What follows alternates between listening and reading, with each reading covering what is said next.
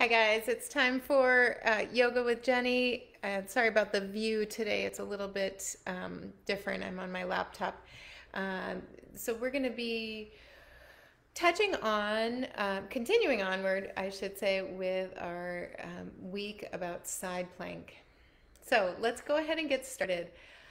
A lot of the issue that I find with side plank for people, whether it's feeling unsteady a lot of times, feeling unstable, like you're going to fall over.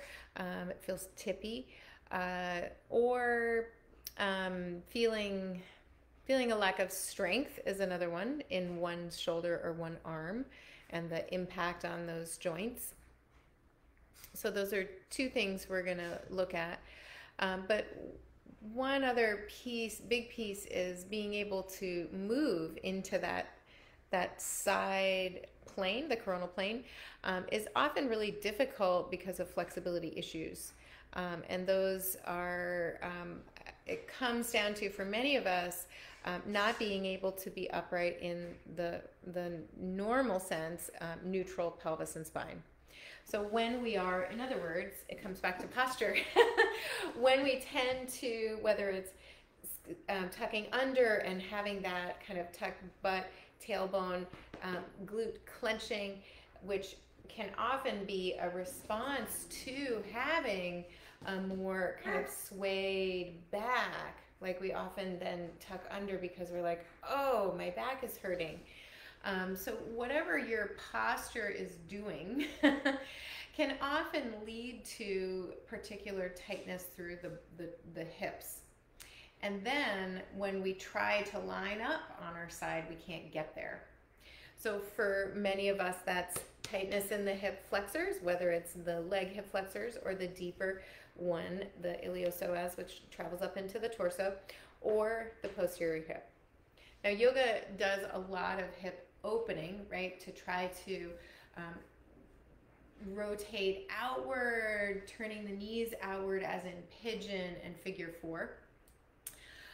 So that sometimes touches on that hip tightness. A lot of standing lunge poses also touch on that hip flexor tightness in the front.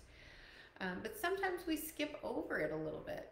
So we're going to kind of try not to skip over the finer points today, and we're going to try to work our way into that, being able to be more upright in that strange alignment, that strange coronal plane.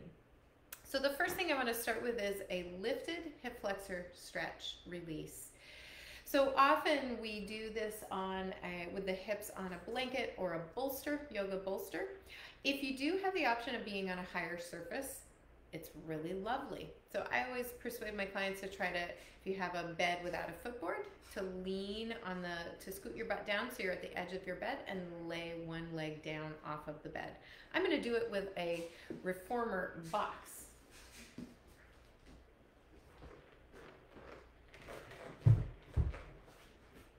So I'll lay myself down, and as I said, my butt is really close to the edge, and then I'm going to lay myself down and give myself a hug. Get even closer. As I'm hugging, my back is feeling like it's solidly coming down towards that box. And I'm disappearing into the box because I'm wearing my black uniform here. Sorry, guys. Black on black on black. At least my yoga mat isn't black. And then I'm going to stretch one leg down. And you can see, this box isn't very high off the floor. If you were on a bed or for massage therapists or physical therapists, if you're on their treatment table, your foot would probably drape a little bit lower. But hugging your knee in closer can make that stretch a little bit more extreme.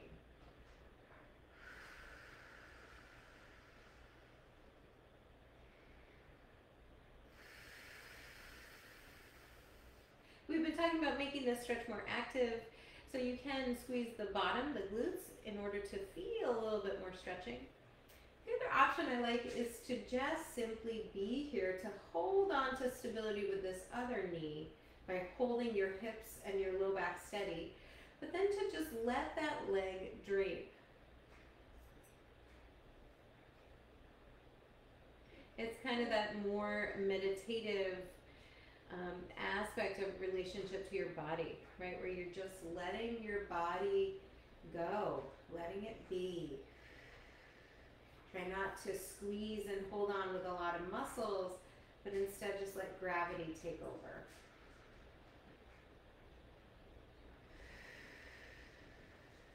And then your transition, you want to hug once again, bringing your low back into happier place. And then the other side.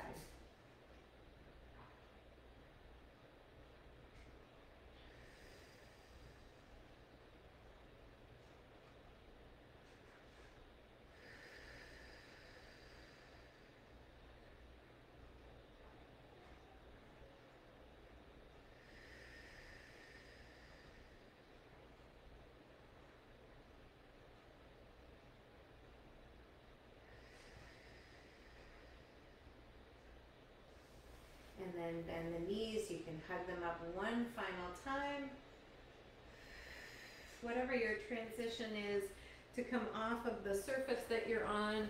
And if it was smaller, you just lift it up onto a bolster or a foam roller or a blanket. You can just come to settle on your back. So again, that kind of aspect of letting go is, I think that's another piece that I think is not often talked about, that we tend to focus on strength, and stretch, or flexibility training, both in yoga and in the fitness world. And I think that we forget this other component of releasing, letting go. Sometimes the psoas in particular, because of its deep location and its location where it contributes to torso flexion, right? Bending over, which is kind of a response often to stress, right? Closing our bodies in, caving in, and rounding forward and clenching. That location is uniquely designed to kind of hold our stress. And so the psoas often tightens, not because of anything in particular that you're doing, right? It's often tight for people like hockey players, but I don't play hockey and I have a pretty tight psoas. I'm a yoga teacher. I stretch my hips a lot and I feel pretty tight. So that's what I'm talking about. It's that tightness that won't go away and that doesn't feel like it responds to strengthening or stretching or lengthening, right? There is this kind of other kind of mysterious component. We can get at this with manual massage. Touch can make a really big difference in tissue, right? So talking to those tissues about not clenching, not grabbing, but a lot of it is posture as well. So working on leaning and opening back and lifting back up. So we're going to start with the psoas there, and then part 2 is kind of drawing in with the core musculature to support our back a little bit more. I like to do this. I'm going to show this once again using my surface, lifted surface, but now it's for my feet. If you want to go onto a chair with your feet or even on a wall. I'm not in legs up the wall though. My knees are bent at 90, my hips are bent at 90. I just got my legs kind of engaging in. I'm going to use a block squeeze to help talk to my deep central core line, including those pelvic muscles and deep belly and back muscles. And adductors, inner thighs.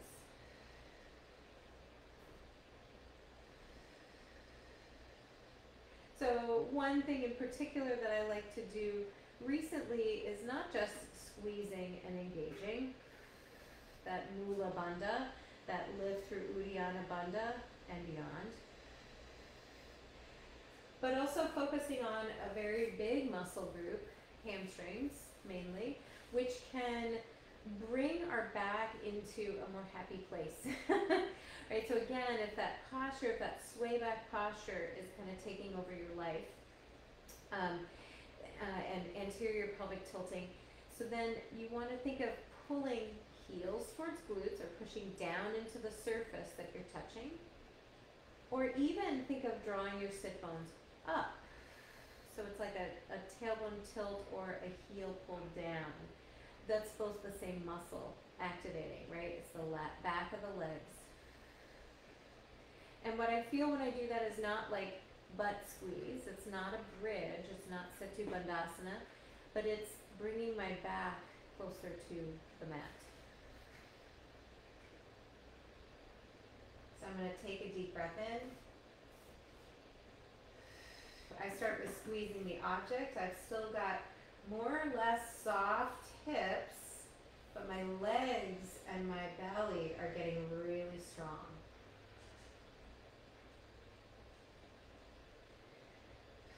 So specifically your buttocks, you don't want to be grabbing or tucking under with your buttocks so much as you are literally moving the pelvis using those hamstrings.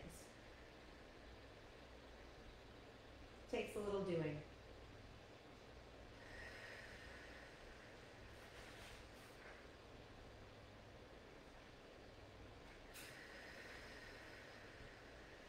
Ribs coming down and in, which means my back comes closer to the mat.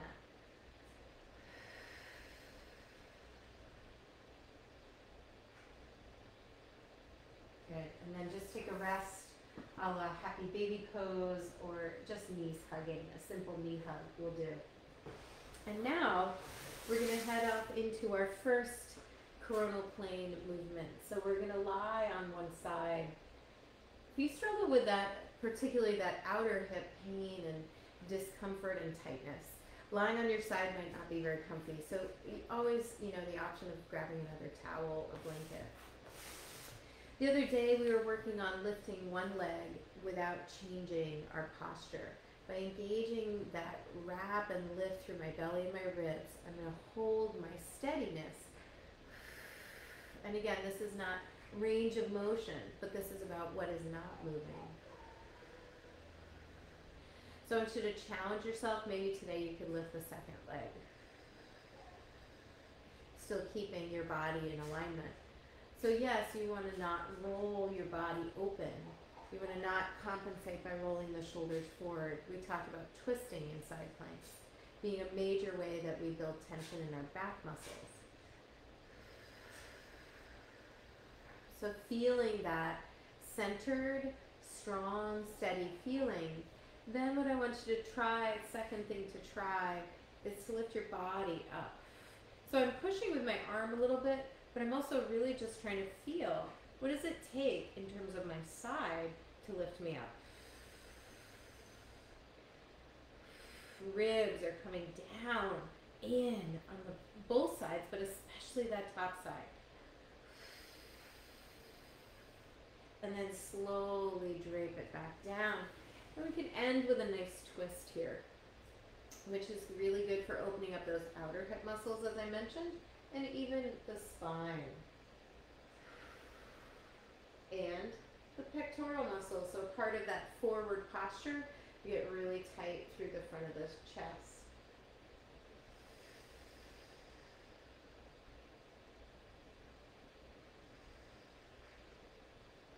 Good. Now we're going to roll onto our other side and try to feel what it's like to be on there.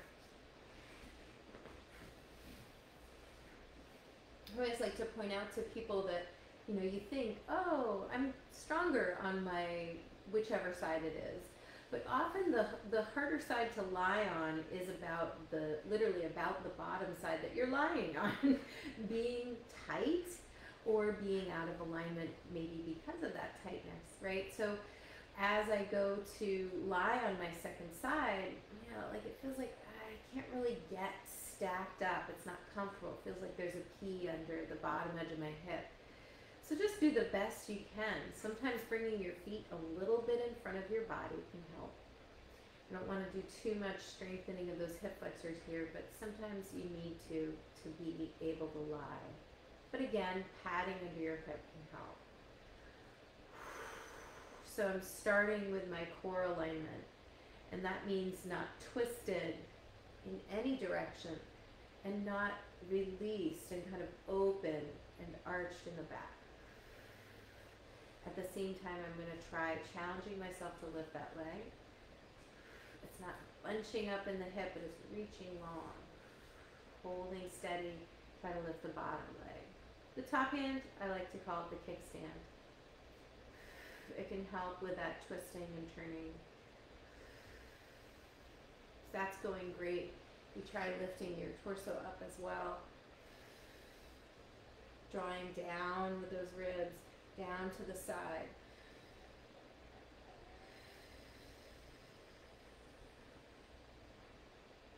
Just to feel a little bit more. And then come down, you can drape that top knee forward, stretch the hip and shoulder open.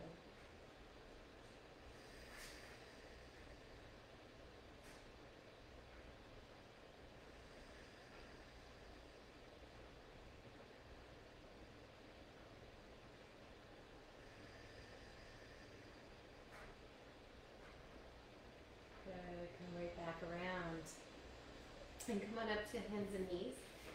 I have a very lucky piece of kind of serendipity. I have a weight bearing pole in the center of my studio, so I often utilize it in my lunges, especially this low lunge where your knee is down on the floor, just for balance. It can help so much. Because even just having a split stance here, it can feel very tippy for our bodies. Make sure that one foot isn't in front of the back knee. That's very tippy. So I think of a little bit of space east to west. It's like you're allowing your feet to be hips distance apart even though you're not on your feet. And then dropping that front hip down level and square the hips. And too often in yoga, this is what I mean by kind of often going overstretching or going beyond but without good alignment, kind of going into a huge lunge position here, but with my back still in that bow, is not actually going to help stretch those deeper hip flexors. So I'm going to stay a little bit more restrained. We often do this in my classes. Try to focus on, again, hamstrings of the front leg, drawing the sit bones down, even a little bit of glute squeeze in the back hip, and lifting it up through your core. And often that's enough.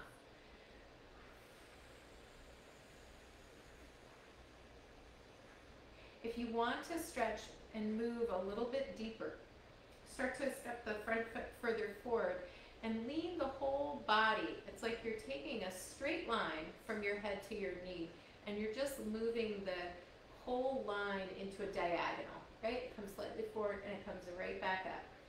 So this is good practice anyway, just being able to maintain that neutral alignment. I love doing it with a camera. Right? You can, so much easier to know whether you are. So if you get into this and you're thrusting your pelvis forward, chances are very good that you'll feel your back a little bit. You might feel the hip stretching because you're opening that space, but you might also overstretch the hip itself. So we're just going to try to lean forward to lengthen that whole line. Keeping the hips steady and square all through that range. And then come back into your center. You can do a couple rounds of cat and cow. And just feel what it feels like on your back, your hips, your sit bones. And take the other foot forward.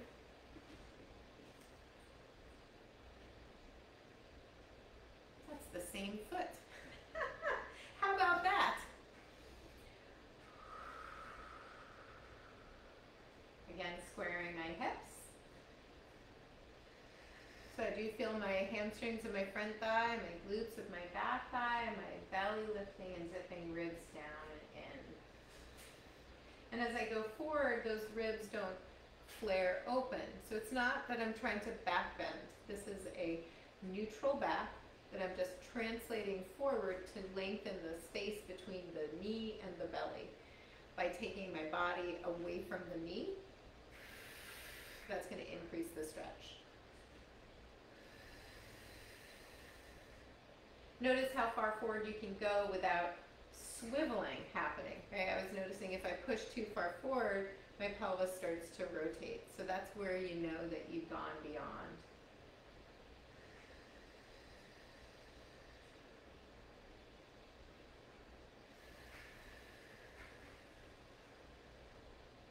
Okay, and come on back in.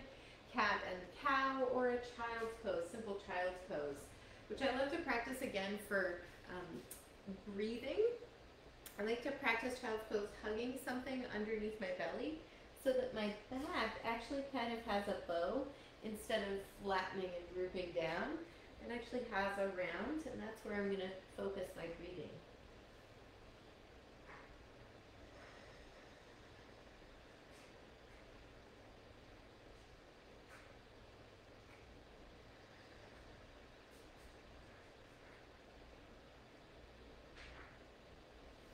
And coming back up, I'm going to grab my padding once again, and we're going to go into our first kneeling exercise. So now, once you kneel up, possibly those structures at the front have opened up, possibly a little bit of opening in the hip and the back, so that your pelvis can be more or less upright.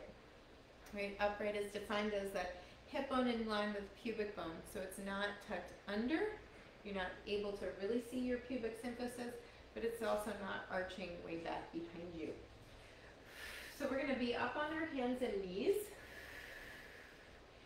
with a nice long neutral spine. I promise we'll get back to that high kneeling position in just a minute. What I want you to do is first just send one leg back and the opposite arm forward into your tiger leg extension, bird dog. Feel how that leg and arm lifting have brought you into that same alignment, that long, stretched, neutral spine, lifting your belly up. And touch it down. A little restful movement before going to the second side.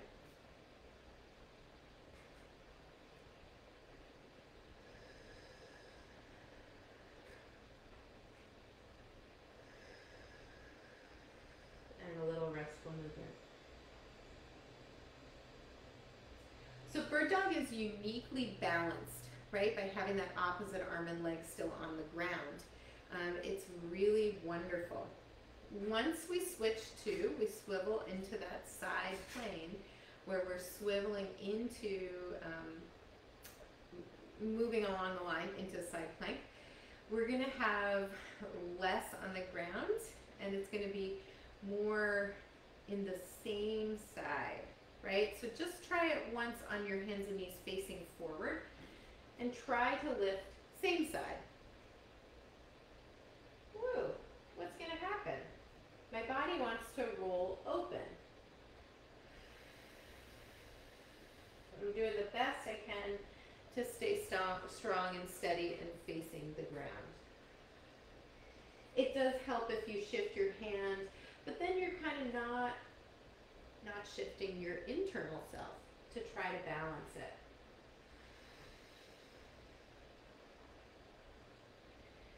And come back into center.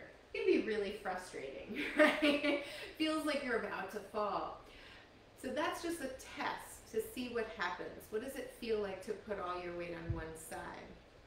Because eventually, when you're in that coronal plane, that side plank is all of your weight on one side. But what we're going to do next, the next step along the way, is to do it in pieces. So I'm going to come up back onto hands and knees. I'm going to send one leg back, and instead of just simply turning open and lifting my hand, I'm going to swivel my shin. So what I've done is I've created a wider base of support as I turn to put my weight onto my hand and to my bottom knee. We did this the other day. You could practice lifting this top leg and just holding, feeling again, are my ribs in line? Are my hips in line? But can you feel that sense of openness along the front, that hip flexor lengthening?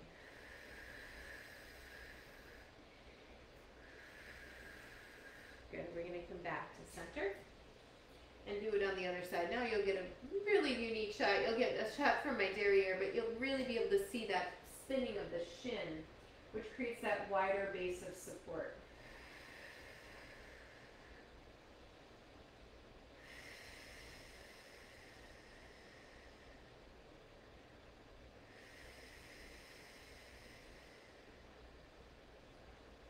Good. Second time around, all you're going to do is shift the shin less. So maybe I move it just to 45 degrees.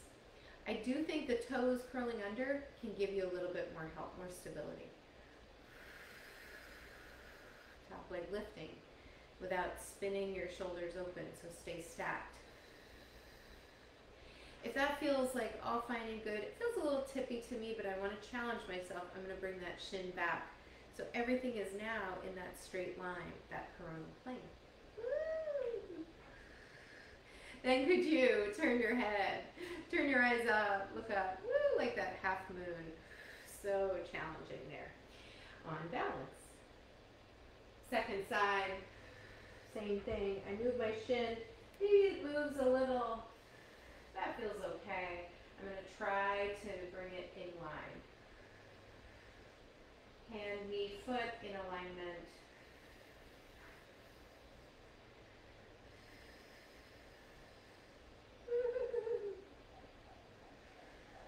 That one's pretty fun.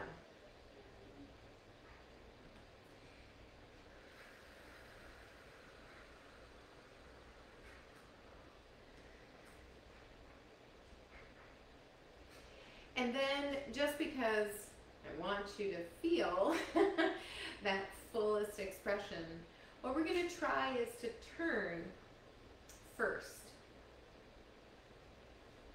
starting on one hip, starting on one hand. Remember I said, yes, it places a lot more strength and onus on the joints of that one side. So if that's you, you're struggling with fingers, wrists, thumbs, just tension, pain, or even just a lack of strength, you feel like you can't hold yourself, put your elbow down. Right? Just go right to that. Make sure your elbow's not too far away, not too far under, right underneath you.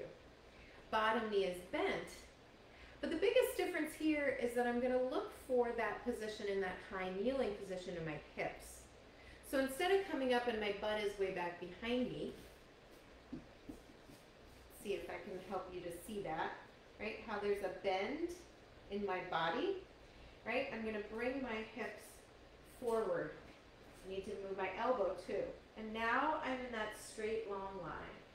Breathe and pull the ribs together. Little bit of curl in the tailbone, pull your bottom underneath you. Reach the top leg up if you choose.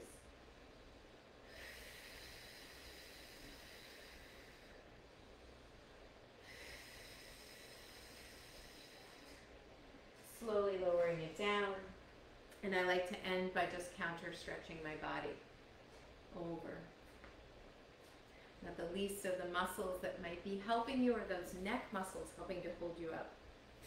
The other thing about coming into side plank, that full expression of side plank, is that your knee is not going to be right underneath your hip, right? In those kneeling variations that we did, it was more or less a 90-degree angle there. When you come into full side plank, your knee is further out because it's eventually a straight leg, and your body is at that full diagonal. So thinking about that diagonal as we come up, tailbone, so a little bit of glute work to bring your pelvis forward and open up through the front of the hips. But don't go too far open. Pull those ribs in. Needed to adjust my elbow. Notice if your leg lifts and your hips drop, keep them lifted. Arm up if you choose. Slowly setting it down, reaching up and over.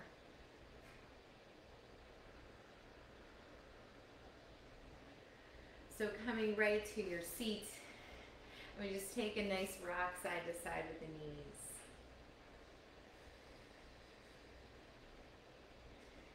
One ankle over the knee, keep going. So opening up those outer hip muscles again.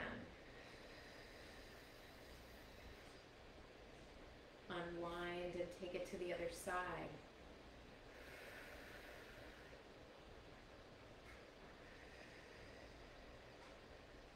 And then come all the way up. So give this a shot. See if systematically working with opening the front of the hips can help you feel more stacked, feel more aligned as you move into that side plank in your hips, but also in relation to your back. And where you feel that side plank, hopefully it's shifted into your abdominals and your hips, but less in your back. May we all be happy, may we be healthy, may we be safe, may we feel more at peace and more at ease. Namaste. Hope to see you again. Thank you.